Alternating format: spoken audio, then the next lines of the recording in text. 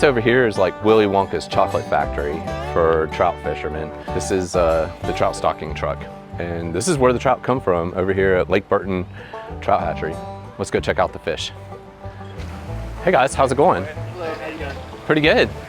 Are there fish up here at the top? Oh, they're massive. Love it. Yeah, these are all little bitty fish in here.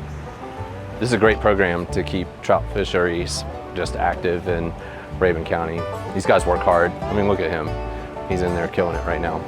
They just rebuilt all this about 2 years ago. They took Moccasin Creek and rerouted everything to come into these new races. Those are the new ones on the other side. So that's like the latest and greatest in trout hatcheries.